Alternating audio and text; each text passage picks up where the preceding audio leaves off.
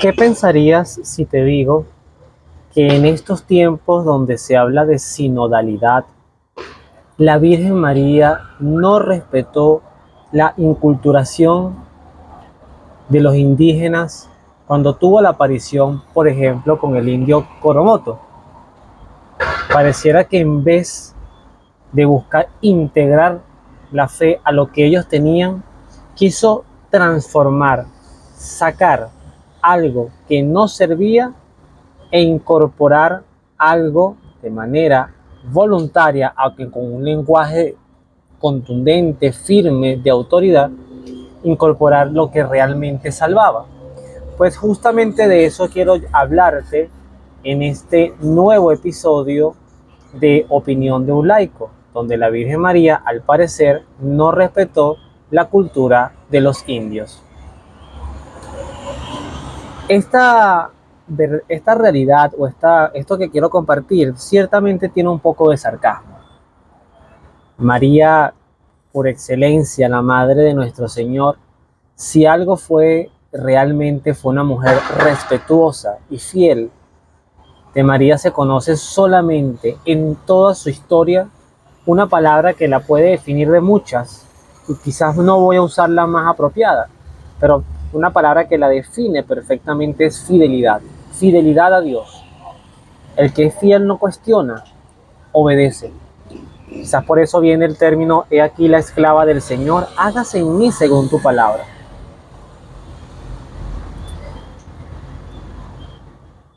Uno de los grandes conflictos que se ha tenido con los temas del descubrimiento de América, guiado por por la corona española en los tiempos de Cristóbal Colón, es justamente la forma que se vende la historia. Digo que la historia siempre depende de quién la cuenta, que si fueron agresivos, que si violaron indias, y todo eso, creo que en todo eso hay parte de verdad, pero no todo es así. O sea, no todo fue malo en los procesos de la colonización.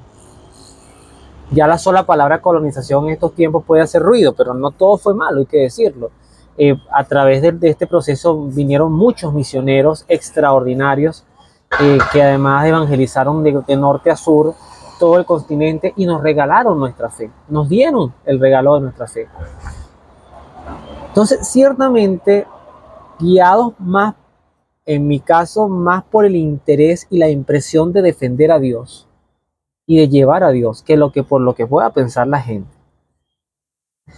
Hay una frase que a mí me parece que nada más quiero ser parte de ella para guiar la reflexión, que no va a ser más de ese tiempo que me he propuesto de 10 minutos para reflexionar.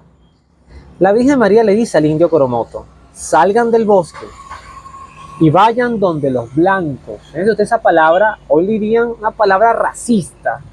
O sea, los blancos, los superiores, ya vamos a hablar de eso. Para que les reciban el agua en la cabeza y puedan ir al cielo. María aquí coloca dos cosas importantes. Primero, habla con el lenguaje de los tiempos. Habla con el lenguaje de los tiempos. Ella nunca dice vayan donde sus amos, sus superiores, la raza aria, nada de eso.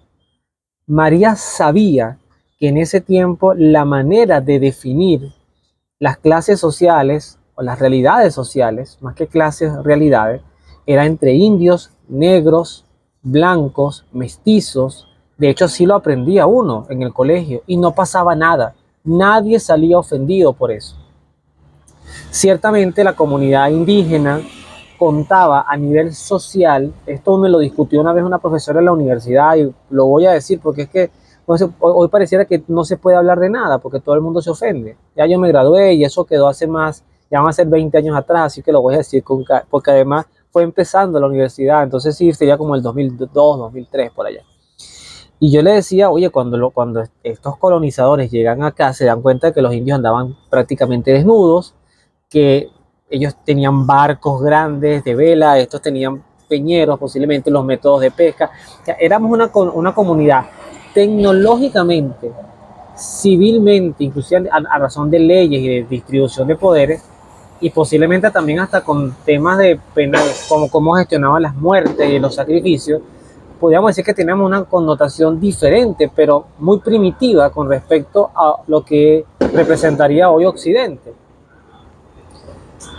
El mensaje de María, además de hablar, ir a donde los blancos, porque eran estos blancos los que conocían el sentido del sacramento del bautismo, a su vez le coloca un condicionante, es para que puedan ir al cielo.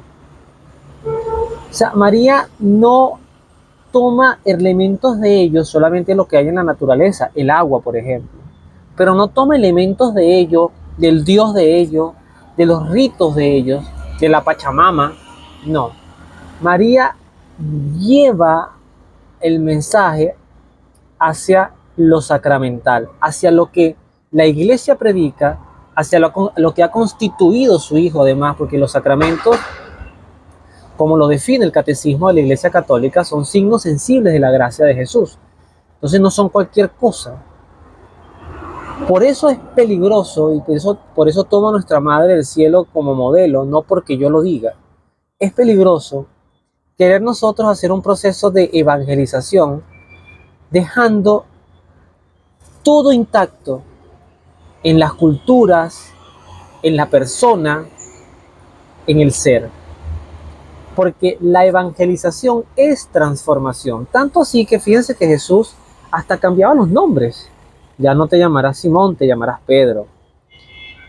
Ustedes eran pescadores, pero ahora serán pescadores de hombres. O sea, en Jesús el lenguaje siempre es transformador, cambiante. Es dejar al hombre viejo atrás y empezar a ser un hombre nuevo. Eso no es discriminación. Eso es salvación. Los padres, los que formamos hijos, y lo voy a decir así, no sé si es la mejor manera, no soy de los que me gusta evangelizar con grosería, lo que voy a decir no es un insulto, pero se puede entender así. Pero no podemos seguir con la estupidez de nosotros, es que si mi hijo quiere ser un gato, entonces yo tengo que enseñar y de respetar que él se dirija a mí diciéndome miau, miau.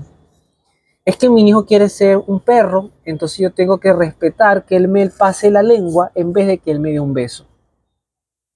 Nuestra labor es educativa con los hijos, es formar al hombre y a la mujer del mañana que están llamados complementariamente a su vez a ser santos, a brillar, a ser felices. Y eso es lo que le transmite María al indio Coromoto. Salgan del bosque. Sal de tu bosque, échate el agua, bautízate, vive una vida sacramental. Si no estás casado por la iglesia, hazlo. ¿Qué te lo impide? Si no lo puedes hacer porque estás en una relación irregular, divorciado o vuelto a casar, bueno, asiste a misa, comulga con la palabra de Dios, ora por tu situación. Dios abre caminos, y lo digo hasta por testimonio propio, caminos que tú ni te puedes imaginar que existían. Haz la confirmación, haz la comunión, si estás enfermo, si te estás muriendo, busca el sacramento de la unción de los enfermos, confiesa tus pecados.